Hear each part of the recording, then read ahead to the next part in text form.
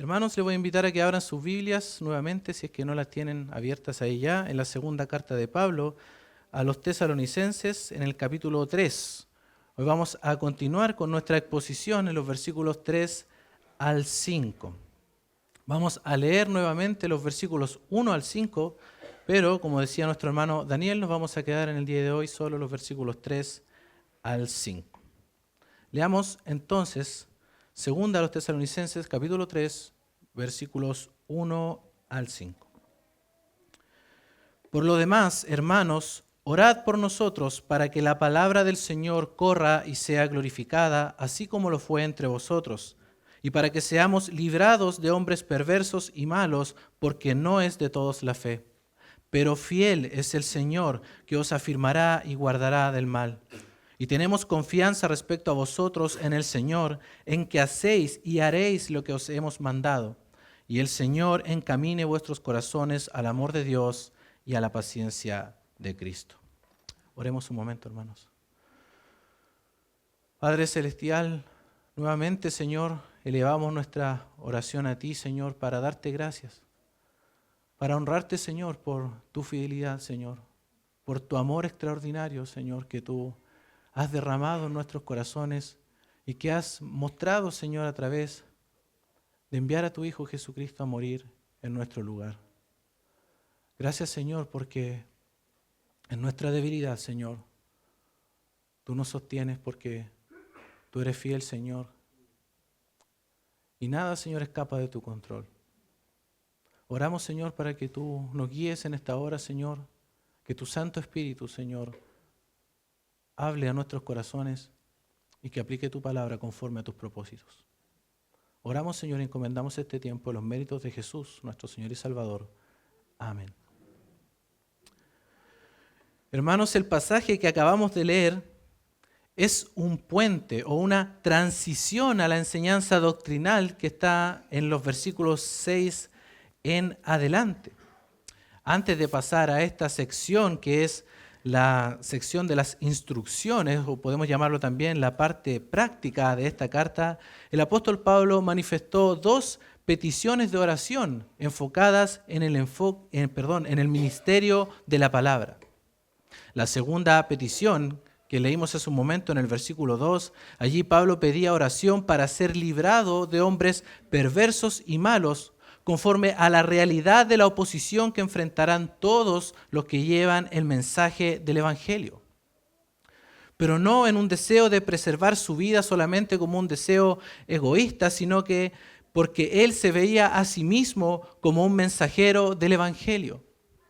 Su petición de oración estaba enfocada en el avance del Evangelio. Si se preserva el mensajero, se preserva el mensaje. Esa es la idea. Recordemos que el apóstol Pablo estaba pasando aflicciones por causa de Cristo al momento de escribir esta carta. Él estaba en Corinto. Y su petición entonces iba enfocada en esta situación. Él pedía ser librado de estos hombres perversos y malos porque eran un obstáculo para el avance del Evangelio. Y en los versículos siguientes, del 3 al 5, que es el pasaje que nos corresponde en el día de hoy, Pablo va a sacar su mirada de esta situación de aflicción que estaba pasando para ponerla en sus hermanos en Tesalónica, a quienes veía como compañeros de batalla, quienes estaban pasando, al igual que Pablo, aflicciones por causa de Cristo. Por eso Pablo quiere que no miren a las circunstancias, sino que miren al Señor, que puedan ver la fidelidad del Señor en todas las circunstancias de sus vidas. Porque es su fidelidad la que los sostiene y los sostendrá en medio de un mundo hostil y gobernado por Satanás, como es también nuestra realidad, queridos hermanos. La fidelidad del Señor es la que nos va a sostener siempre en medio de este mundo hostil, contradictor, que se opone al Evangelio y se opone también al Señor directamente con cada vez más fuerza.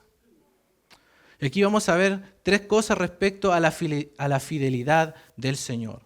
En primer lugar, veremos la acción del Señor, que es conforme a su fidelidad en el versículo 3. En segundo lugar, veremos nuestra responsabilidad frente a su fidelidad. en el versículo 4, y en tercer lugar, la oración basada en su fidelidad, en el versículo 5. Vamos entonces a lo primero, la acción del Señor conforme a su fidelidad. Versículo 3. Pero fiel es el Señor que os afirmará y guardará del mal. Note que nuestro pasaje comienza con un pero, es decir, es un contraste con lo que venía diciendo Pablo anteriormente. Y en el versículo 2 termina con la frase, porque no es de todos la fe. Y esto nos pone en alerta, de que enfrentaremos oposición. Es una realidad que nosotros también enfrentamos en el día de hoy. No es de todos la fe, no todos son creyentes, no todos recibirán el mensaje del Evangelio. Y esto nos indica inmediatamente, queridos hermanos, que estamos en una batalla espiritual. Estamos en una batalla por la verdad. Esto también nos revela que el mundo será un territorio hostil para nosotros. No será un jardín de rosas, sino será un campo de batalla. Pero, dice Pablo, fiel es el Señor. Y aquí es donde está el énfasis del apóstol Pablo, fiel es el Señor. Y hermanos, la fidelidad del Señor es una de las virtudes más hermosas que podemos nosotros conocer acerca de Él. Porque esto describe su esencia, describe lo que Él es, describe su inmutabilidad, porque el Señor no cambia. Por eso es que podemos confiar en Él, por eso es que el Señor es fiel, porque Él no cambia, Él permanece para siempre. Él siempre será lo que ha sido y no hay sombra de variación en Él. Su fidelidad, hermanos, implica que Él es verdadero, que es veraz, que Él es la verdad. Y esto significa que Él es absolutamente digno de confianza porque Él es verdadero. El nombre de nuestro Señor Jesucristo que se revela allí en Apocalipsis, ¿cierto? Dice que Él es fiel y verdadero. Por lo tanto, es absolutamente digno de confianza. Él nunca falla. Él es una roca firme.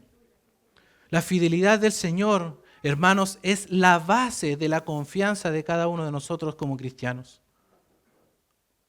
Allí tiene que estar puesta entonces nuestra mirada. Pablo quiere que sus hermanos en Tesalónica pongan su confianza en el Señor en medio de las dificultades que estaban enfrentando.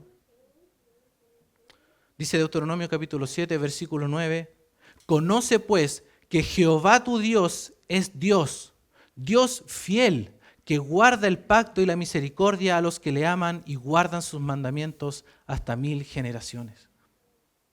Hermanos, nuestro Dios es fiel. Él cumple sus promesas. Y esto implica también, queridos hermanos, que el Señor, conforme a su fidelidad, entonces actuará en relación a eso.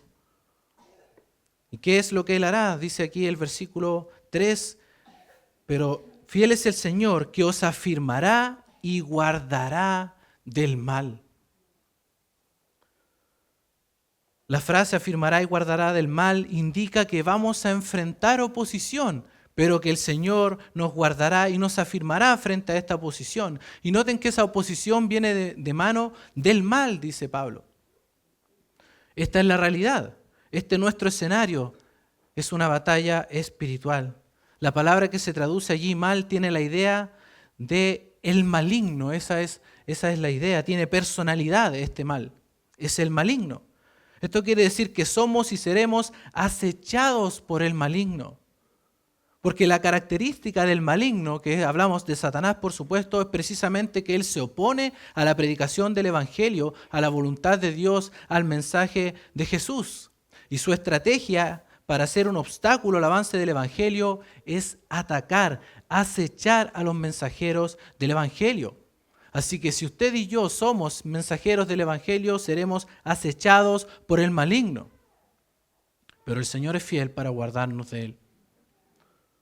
El Señor nos protegerá de las acechanzas del enemigo, porque el Señor actúa conforme a su fidelidad. Él no puede negarse a sí mismo. Lo que Él comenzó, lo terminará. Ahora, queridos hermanos, esto no quiere decir que nosotros no vamos a pasar aflicción, ni dolor, ni persecución. El mismo texto nos da certeza de eso. Asume que vamos a pasar por estas cosas, sino que se trata de que el maligno no podrá frustrar los planes que Dios tiene para su iglesia. Recuerda lo que el Señor Jesús dijo en Mateo capítulo 16, versículo 18, sobre esta roca edificaré mi iglesia y las puertas del Hades no prevalecerán contra ella. Ni el mismo infierno, queridos hermanos, puede hacer algo en contra de la iglesia del Señor, porque el Señor es el que la edifica y el Señor con su fidelidad la guarda y la guardará hasta el final. Él con su fidelidad nos llevará a la gloria con el Señor. Él nos hará estar firmes, dice Pablo. Esa palabra allí tiene la idea de hacernos firmes conforme a su fidelidad, porque Él es firme, que nos va a dar las herramientas para resistir los ataques del enemigo. En el momento en que necesitemos esa firmeza, el Señor nos hará estar firmes, para que podamos estar firmes en la lucha y al término del conflicto permanecer firmes. Alguien comenta lo siguiente: la lucha es contra fuerzas superiores a las del creyente, de modo que solo el recurso divino puede dar firmeza. Porque es una lucha que está más allá de nosotros. Queridos hermanos, es una lucha espiritual, por lo tanto necesitamos el recurso espiritual para poder permanecer firme al final del conflicto. Y esa fuerza, por supuesto, viene del mismo Señor. Porque el Señor es el que nos hará estar firmes. Esa es su obra. Eso es lo que Él hace en favor nuestro. Y es lo que está haciendo en estos momentos a favor de cada uno. Eso es lo que dijo el Señor Jesucristo en Mateo capítulo 10. Hablando acerca de las persecuciones que vendrían, Él les dijo lo siguiente a sus discípulos. Mateo capítulo 10, versículos 17 al 20. Y guardaos de los hombres, porque os entregarán a los concilios y en sus sinagogas os azotarán. Y aún ante gobernadores y reyes seréis llevados por causa de mí para testimonio a ellos y a los gentiles. Ahora escuche esto. Mas cuando os entreguen, no os preocupéis por cómo o qué hablaréis, porque en aquella hora os será dado lo que habéis de hablar, porque no sois vosotros los que habláis, sino el Espíritu de vuestro Padre que habla en vosotros.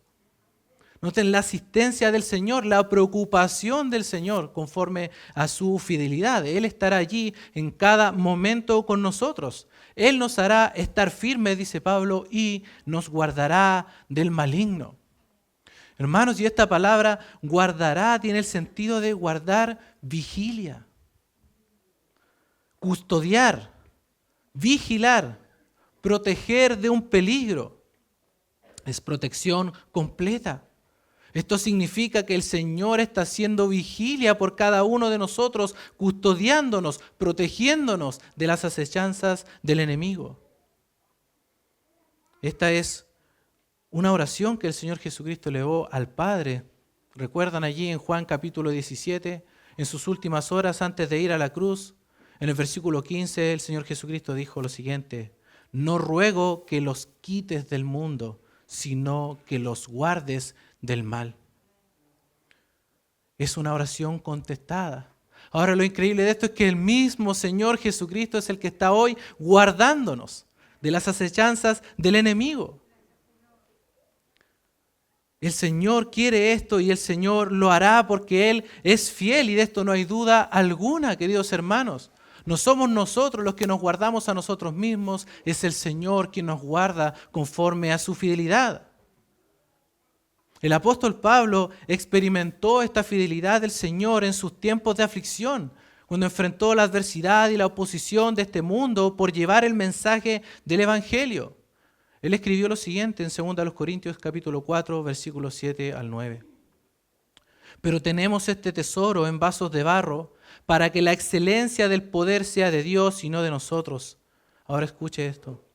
Que estamos atribulados en todo, mas no angustiados, en apuros, mas no desesperados, perseguidos, mas no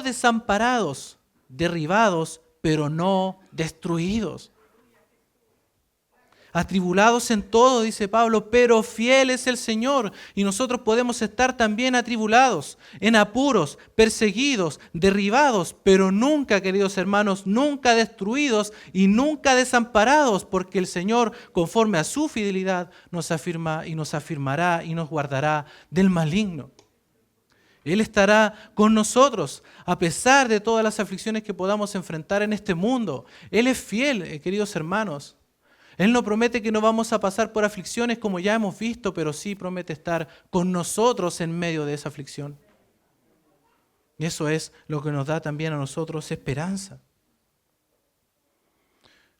Este pasaje también, hermanos, nos recuerda que Satanás, el maligno, es efectivamente un enemigo poderoso. Y es mucho más fuerte que nosotros, pero es un enemigo derrotado. Y es un enemigo que está limitado. Él no puede obrar conforme a su antojo, sino que está limitado por el Señor, porque el Señor está en control. ¿Recuerdan lo que pasó con el apóstol Pedro en Lucas capítulo 22, versículos 31 al 32, que estamos estudiando los jueves? Dice así ese pasaje. Dijo también el Señor: Simón, Simón, he aquí Satanás os ha pedido para zarandearos como a trigo, pero yo he rogado por ti que tu fe no falte, y tú, una vez vuelto, confirma a tus hermanos. El Señor estaba prometiendo aquí no que no pasaría por la prueba, sino que Él estaría intercediendo por él para que al final de la prueba, al final del conflicto, estuviera firme. Note, para que tu fe no falte. El Señor está intercediendo por nosotros, le está asegurando aquí al apóstol Pablo la victoria, pero no por la fuerza del apóstol Pedro, sino porque el Señor está custodiando, está guardando allí al apóstol Pedro. Y lo mismo está haciendo con nosotros en el día de hoy. Su fidelidad es la que nos sostiene. Él nos guarda del maligno. El Señor está guardándonos en oración. Hermano, ¿usted se ha puesto a pensar que el Señor Jesucristo está intercediendo por nosotros en el día de hoy? ¿Está orando por usted? La batalla que tal vez se está enfrentando hoy no la está peleando solo, querido hermano. El Señor está orando por usted. El Señor está guardando todo. El Señor va a darle la firmeza y la protección que necesita, conforme a su fidelidad. Yo he rogado por ti, dice el Señor. Él es fiel. No es nuestra fidelidad, sino la suya. Frente a la oposición de este mundo, el Señor nos guardará. Frente a los ataques del mundo, del maligno, nos guardará conforme a su fidelidad. Por eso, queridos hermanos, nuestra confianza tiene que estar puesta en el Señor, porque Él es digno de confianza. Y Él hará lo que debe hacer para guardarnos y afirmarnos frente a los ataques del maligno. ¿Recuerdan el ejemplo de Job? Job pasó una aflicción tremenda, pero el Señor estaba en control. Job no estaba viendo lo que estaba pasando en ese momento, él solo sabía que estaba sufriendo y no sabía por qué, pero él no estaba viendo la escena celestial. Él no estaba viendo al Señor teniendo el control de todo. Y finalmente Job fue restaurado, el Señor le dio la victoria. Con todo esto no pecó Job, dice. El Señor lo sostuvo en toda su aflicción, en toda su prueba, en todo su dolor. Y eso es lo que hace el Señor. Muchas veces no vamos a entender por qué pasamos por aflicciones, hermanos. Pero sí debiéramos pensar y entender que el Señor estará con nosotros en todas y cada una de ellas, porque Él es fiel y no nos abandona. No nos abandona y no nos abandonará jamás, queridos hermanos. Nuestro Señor es fiel. Ahora, queridos hermanos, frente a la fidelidad del Señor, nosotros tenemos una responsabilidad. Es decir, al ver que el Señor es fiel para afirmarnos y para guardarnos, nosotros debemos reaccionar también ante su fidelidad, y esa es nuestra responsabilidad. Así como Él nos guarda, nosotros debemos guardar sus mandamientos, guardar su palabra, y esto es lo segundo. nuestra responsabilidad frente a su fidelidad. Note el versículo 4. Y tenemos confianza respecto a vosotros en el Señor, en que hacéis y haréis lo que os hemos mandado. Tenemos confianza respecto a vosotros en el Señor, en que hacéis y haréis lo que os hemos mandado. La palabra que se traduce mandado es un término que describe una instrucción y es una palabra fuerte. De hecho, en los evangelios se usa esta misma palabra cuando Jesús da instrucciones a sus discípulos o cuando manda salir a los espíritus inmundos. Es decir, es una instrucción para ser obedecida. Es decir, las instrucciones del apóstol Pablo tienen la autoridad de Cristo. Por esa razón, Pablo quiere que sus hermanos en Tesalónica obedezcan a todas las instrucciones que él, con su autoridad apostólica, les ha dado y que obedezcan también las instrucciones que les va a escribir, como dije hace un rato, a partir del versículo 6 en adelante. Pablo hace esta declaración de confianza porque ha visto lo que el Señor ha hecho en estos hermanos. Noten que la confianza no está puesta en los hermanos en Tesalónica, sino en el Señor. Dice Pablo, tenemos confianza respecto a vosotros en el Señor. Y como escribió alguien, si el Señor hace la obra, entonces no hay razón para dudar de la obediencia de estos hermanos. Eso es lo que se espera. Frente a la fidelidad del Señor, entonces Pablo espera y confía que los tesalonicenses obedecerán todas las instrucciones que les ha mandado. Y hermanos, la obediencia es algo sumamente importante. La obediencia es la base del cristianismo. La obediencia a la palabra del Señor es una evidencia de que hay vida nueva, de que hay vida espiritual, de que ha habido un nuevo nacimiento. ¿Cómo nos describe la Biblia? Hijos de desobediencia antes de que conociéramos al Señor. Ahora, como hijos obedientes, dice también el apóstol Pedro, como hijos obedientes. Nuestra característica es la obediencia. La obediencia es una evidencia de que amamos al Señor, porque el amor y la obediencia siempre van de la mano. Son inseparables. Obedecemos porque amamos. Eso le dijo el Señor Jesucristo a sus discípulos en Juan capítulo 14, versículo 15. Si me amáis, guardad mis mandamientos. Es una consecuencia lógica, es una consecuencia de estar en Cristo, de tener una relación con Él. No una relación intelectual, sino vivencial y práctica.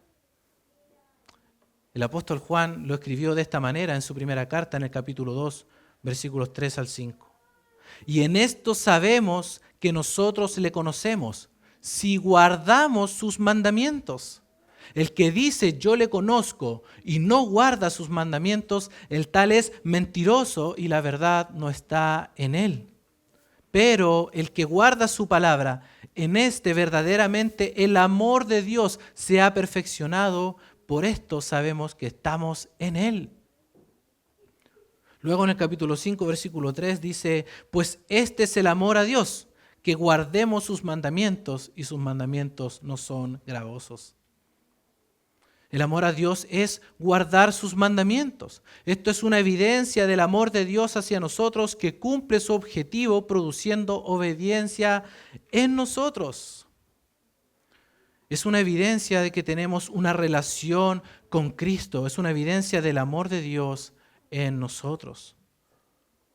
Santiago lo dice de una manera similar en el capítulo 2, versículo 17. Así también la fe, si no tiene obras, es muerta en sí misma. Las obras evidencian que hay fe verdadera. Por supuesto, las obras que habla aquí Santiago se refieren a la obediencia a la palabra de Dios. Las obras son el fruto de la salvación. Por eso se espera la obediencia por parte de todos aquellos que están en Cristo. Ahora, queridos hermanos, esto no quiere decir que obedeceremos perfectamente. sino que habitualmente vamos a tener un anhelo por obedecer su palabra, aunque no lo podamos hacer de una manera perfecta y aunque fallemos muchas veces. Hermanos, lamentablemente hemos de reconocer que no siempre es fácil obedecer la palabra del Señor. Tenemos el anhelo, pero se transforma muchas veces en una lucha para nosotros. ¿No es verdad? En primer lugar, porque batallamos con nuestro propio corazón, con el pecado remanente en nosotros que se opone a que hagamos lo que el Señor dice. Muchas veces le decimos al Señor no. ¿Recuerdan el apóstol Pedro que estaba en la azotea de la casa de Simón el curtidor en Jope? Ahí en Hechos capítulo 10. Pedro estaba orando y tuvo una visión. El Señor le habló y le dijo: levántate, Pedro, mata y come. Y Pedro contestó: Señor, no. Señor, no. Y como dijo alguien, aquí hay una contradicción. Todo lo que venga después de la palabra Señor debe ser un sí. O como respondió el apóstol Pablo: Señor, ¿qué quieres que yo haga? Sin embargo, él contesta: Señor, no. Si contestamos de esta forma, entonces no estamos obedeciendo a nuestro Señor. No le podemos llamar Señor si no hacemos lo que Él nos manda. Muchas veces nosotros nos encontramos así, diciéndole al Señor no. Sabemos lo que la palabra del Señor nos dice. Lo hemos leído, lo hemos escuchado, hemos sido expuestos a la palabra domingo tras domingo. Sin embargo, nos cuesta tanto poner por obra la palabra del Señor, hermanos. Pero recién acabamos de escuchar que el Señor es fiel. Él nos guardará y nos afirmará, nos protegerá de las acechanzas del enemigo. Tenemos su protección y su firmeza. Por lo tanto, nosotros deberíamos obedecer su palabra sin ningún obstáculo. Sin embargo, hermanos, nuestra carne se opone al Espíritu. Y esto es una lucha constante. Nuestros deseos quieren imponerse, sobresalir. Nuestra carne y nuestro corazón desea hacer nuestra voluntad y no la de Dios. Porque nuestra tendencia es a fijarnos y a poner nuestros ojos en las circunstancias, a dejarnos llevar por ellas. Nos enfocamos en solamente lo que estamos viendo y no somos capaces de ver las cosas a través de los lentes de la palabra de Dios. Por eso nuestra confianza debe estar puesta en el Señor, porque Él es fiel. Él nos afirmará y guardará del mal. Él nos dará la firmeza y protección, y esto debe motivarnos a la obediencia, hermanos. Esa debería ser nuestra reacción natural al ver la fidelidad de Dios en nosotros. Su fidelidad debe motivarnos a nuestra obediencia. Esta es nuestra responsabilidad. Eso es lo que nos toca a nosotros, obedecer su palabra. A pesar de las dificultades, a pesar de la oposición que enfrentaremos en este mundo, a pesar de los ataques del maligno, porque el Señor guarda vigilia por nosotros. Y si el Señor nos guarda, ¿por qué hemos de temer? Contamos con su firmeza y protección. Por lo tanto, es nuestra responsabilidad obedecer la palabra del Señor. No solo obedecer su palabra en el sentido de que debemos predicar la palabra de Dios, sino también vivir la palabra en medio de este mundo hostil. Porque la palabra de Dios y vivir esa palabra de Dios es un testimonio al mundo de que el Evangelio es poder de Dios para salvación a todo aquel que cree. Es un testimonio al mundo de que no es una ideología, que es la verdad objetiva, que es la palabra de Dios que desciende desde el mismo trono de Dios. Si nosotros no vivimos la palabra, hermanos, ¿cómo vamos a dar testimonio del Evangelio? Pablo estaba preocupado por esto. Recuerdan que él quería que la palabra del Señor corra y sea glorificada. ¿Y cómo corre esa palabra? A través de sus mensajeros, a través de la iglesia, a través de usted, a través de mí. Si no vivimos la palabra del Señor, en primer lugar se pone en duda nuestra salvación, como vimos hace un momento atrás. porque la obediencia es una consecuencia de ello. Y en segundo lugar, si no obedecemos la palabra de Dios, nuestra predicación, nuestra proclamación del Evangelio se hace infructífero. Bien sabemos que el Señor puede obrar como Él quiera. Él es soberano. Lo que estamos diciendo es que predicar el Evangelio y no vivirlo es escribir con la mano y borrar con el codo. O como dijo alguien, tu conducta habla tan alto que no puedo escuchar lo que dices. Y esto es verdad, queridos hermanos, muchas veces nuestra falta de integridad es una excusa para que los inconversos sigan siendo inconversos. De hecho, una de las excusas que siempre ponen es nuestra conducta, ¿no es verdad? Muchas veces es la excusa para que no se acerquen a la iglesia, para que sigan rechazando el Evangelio. Pero la obediencia a la palabra del Señor es un testimonio poderoso. Es un testimonio poderoso ante los ojos del mundo, hermanos. Porque ellos se preguntarán, ¿qué pasó con esta persona? Cuando somos fieles a la palabra, por supuesto. Cuando vivimos conforme a ella. La gente se da cuenta de esto. Algo tiene que haber sucedido con esta persona porque esta persona ya no es lo que era. Algo pasó con él. Y eso es el poder transformador de la palabra de Dios y el mundo puede notarlo. Tal vez el mundo no va a decir, él está siendo transformado por la palabra, pero ve el cambio que la palabra de Dios produce en nosotros. Y esa palabra nos transforma solo cuando la obedecemos. Por eso no se trata de cuánto sabemos de las Escrituras, sino de cuánto vivimos de ellas. Porque saber muchas cosas acerca del Señor, la humildad, el servicio, por ejemplo, es una cosa, pero ponerlo en práctica es algo muy diferente. El Señor Jesucristo enseñó a sus discípulos, cuando lavó sus pies, les enseñó un ejemplo. Les mostró un ejemplo de verdadero servicio y humildad. Luego de lavar sus pies, el Señor Jesucristo les dijo lo siguiente en Juan capítulo 13, versículos 12 al 17.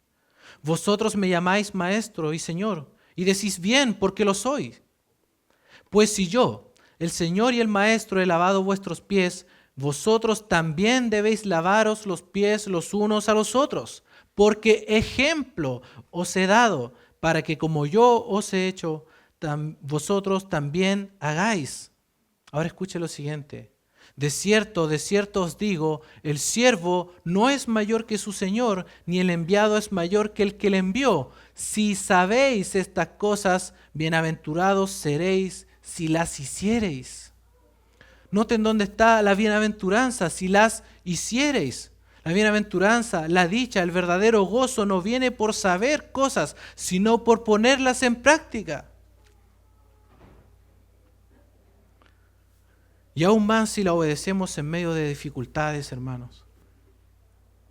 Siempre la obediencia a la palabra del Señor va a traer gozo a nuestros corazones. El gozo siempre está ligado a la obediencia a la palabra de Dios. Es más, hermanos, la obediencia complace a Dios. La obediencia a su palabra agrada a Dios. Eso es lo que le dijo el profeta Samuel a Saúl cuando él desobedeció la instrucción del Señor. En 1 Samuel, capítulo 15, versículo 22. Y Samuel dijo, ¿se complace Jehová tanto en los holocaustos y víctimas como en que se obedezca a las palabras de Jehová? Ciertamente el obedecer es mejor que los sacrificios y el prestar atención que la grosura de los carneros. La obediencia a su palabra agrada al Señor. Hermanos, nosotros no confiamos en nosotros mismos para guardarnos a nosotros mismos del maligno, ni confiamos en nosotros mismos para permanecer firmes, porque eso lo hace el Señor, esa es su obra en favor nuestro. Nuestra responsabilidad entonces, porque el Señor nos guarda, es que nosotros guardemos sus mandamientos. Pablo esperaba la obediencia de estos hermanos basado en la fidelidad del Señor. Y aunque Pablo expresa esto como una confianza, y tenemos confianza respecto a vosotros en el Señor, él sabe que esto no sería posible sin la ayuda del Señor. Por eso termina esta sección con una pequeña oración basada en la fidelidad del Señor. Y esto es lo tercero. La oración basada en su fidelidad, versículo 5. Y el Señor encamine vuestros corazones al amor de Dios y a la paciencia de Cristo. Cuando la obediencia a la palabra de Dios se vuelve difícil, el Señor enderezará, volverá al camino a nuestros corazones. Y esto no se refiere solamente a nuestras emociones, queridos hermanos, sino que también se refiere a nuestra mente y nuestra voluntad. El Señor va a encaminar todo nuestro ser hacia su amor y la paciencia de Cristo. Alguien escribió lo siguiente: cuando el amor que Dios tiene para los tesalonicenses y que Él les muestra constantemente llega a ser el poder motivador de sus vidas, y cuando la paciencia ejercida por Cristo en medio de un mundo hostil llega a ser su ejemplo, entonces sí harán y continuarán haciendo todo lo que Dios mediante sus siervos demande de ellos. Es decir, el amor de Dios es un motivador para nosotros, para obedecer su palabra. Y la paciencia de Cristo es nuestro ejemplo para perseverar en medio de las dificultades. Esta es la idea de esta oración de Pablo. Pablo confía en que el Señor encaminará sus corazones, en primer lugar, al amor de Dios. Pablo está hablando de un camino sin obstáculos para que pudieran comprender y experimentar el amor de Dios en plenitud. El amor de Dios. Pablo se refiere al amor que Dios tiene para con los suyos. Es ese amor extraordinario con el que nos ha amado. Notemos cómo es descrito este amor de Dios en los versículos anteriores. Capítulo 2 de esta misma carta, versículos 13 y 14. Pero nosotros debemos dar siempre gracias a Dios respecto a vosotros, hermanos, amados por el Señor, de que Dios os haya escogido desde el principio para salvación mediante la santificación por el Espíritu y la fe en la verdad, a lo cual os llamó mediante nuestro Evangelio para alcanzar la gloria de nuestro Señor Jesucristo. Es un amor que escoge, es un amor que salva, es un amor que santifica, es un amor que llama, un amor que nos llevará a la gloria con el Rey de gloria. Hermanos, es un amor eterno. Es el mayor amor que nosotros podríamos experimentar o recibir. Es ese amor extraordinario de Dios. Ahora nota el versículo 16.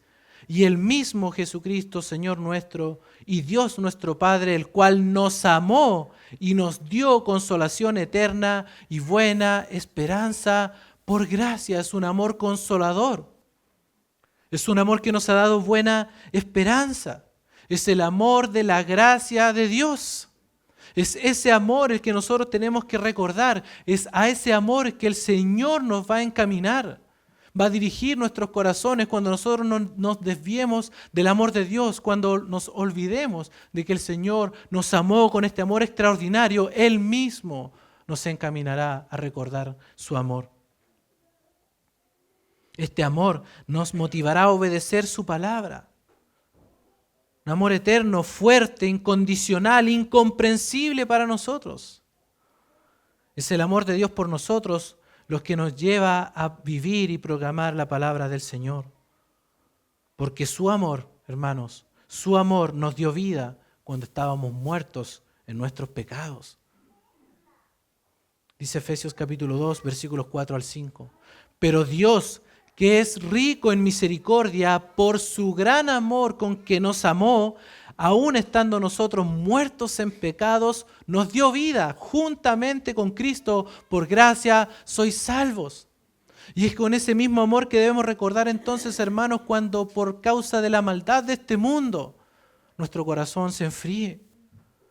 Cuando al ver la maldad de este mundo, como las cosas que hemos visto, ¿cierto?, estos últimos días, cómo se ha manifestado el odio hacia el Señor. Estas cosas pueden desanimarnos, hermanos. Pero allí entonces cuando el Señor encaminará nuestros corazones a su amor redentor, para que también con ese mismo amor que nosotros hemos recibido podamos proclamar la palabra de Dios a aquellos que aún no conocen al Señor. ¿Recuerdan cómo el Señor Jesucristo vio a las multitudes? Dice que tuvo compasión de ellas, porque las veía como ovejas que no tenían pastor.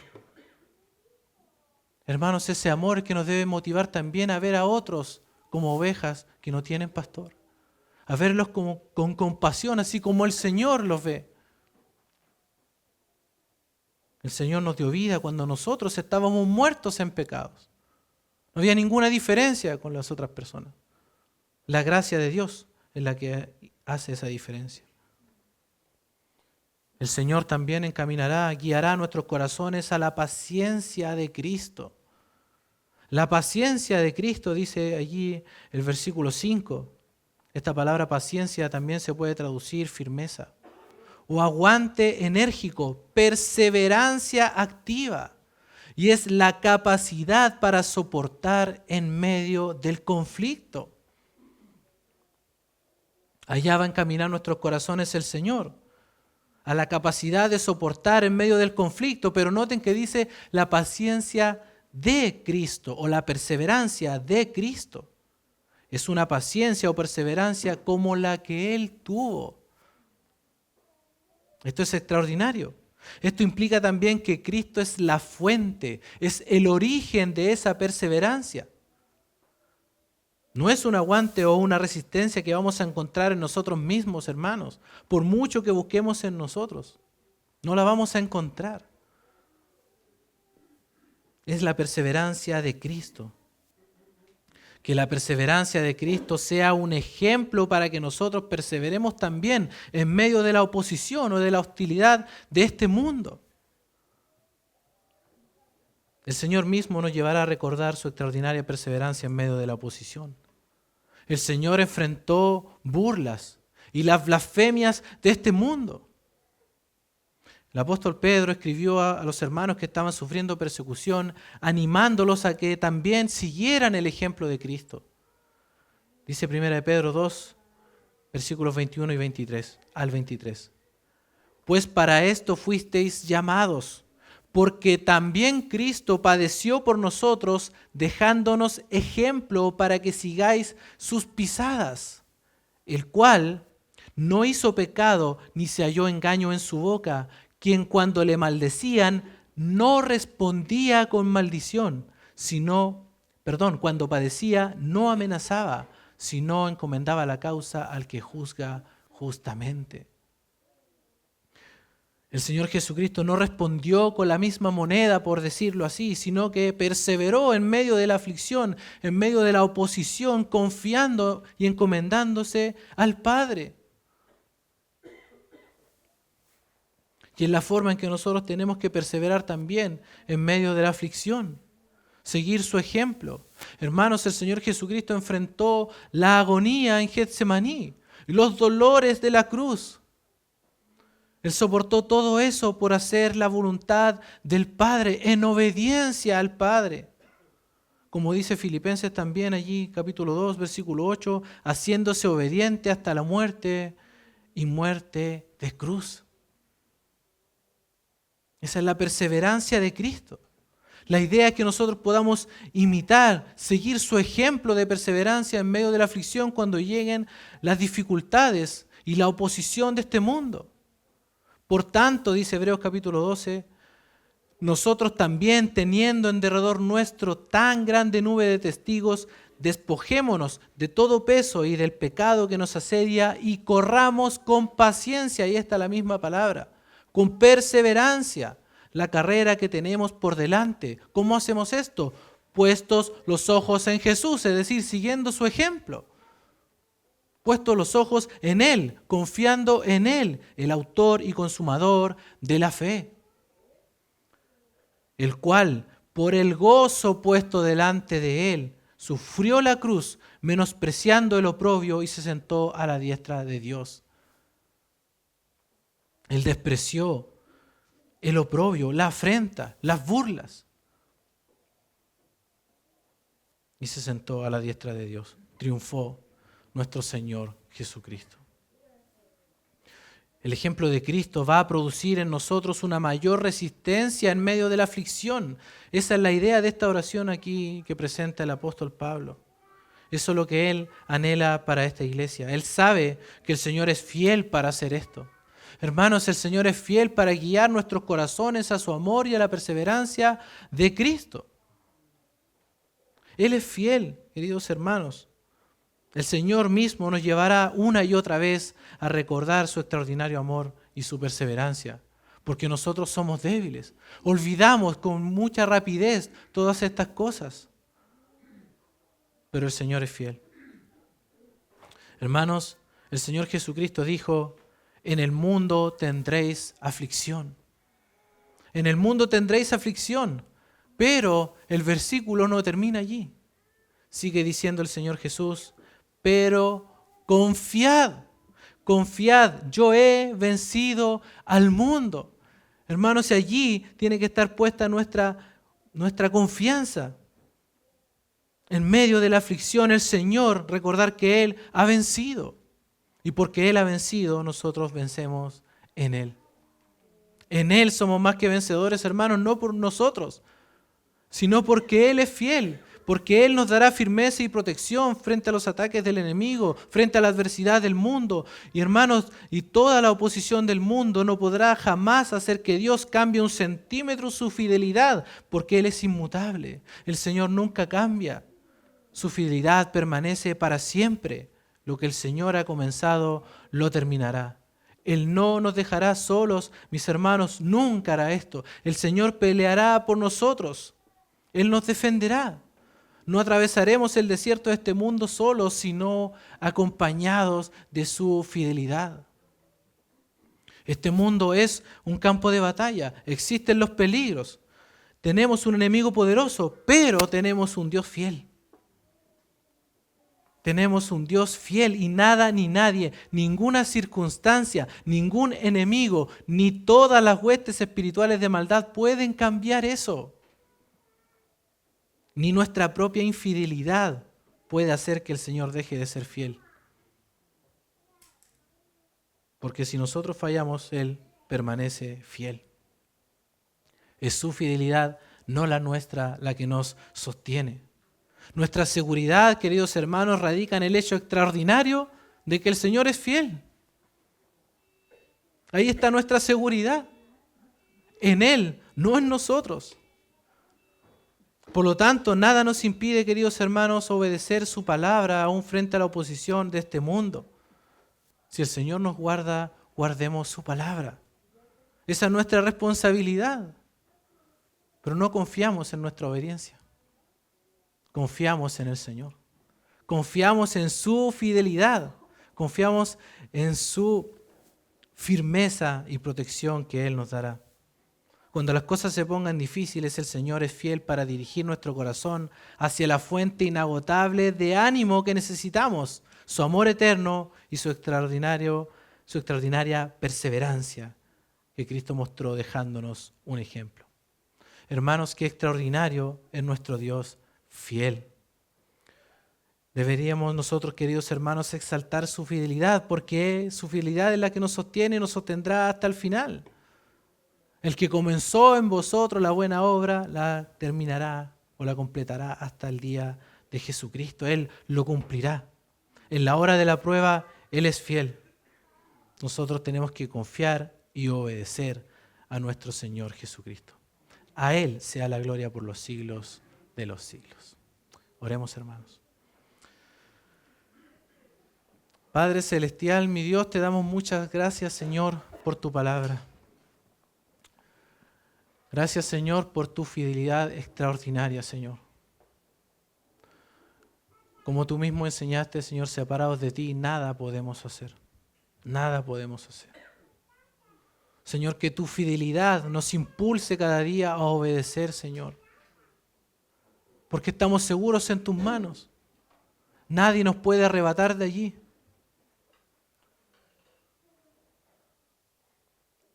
Señor, gracias por tu fidelidad.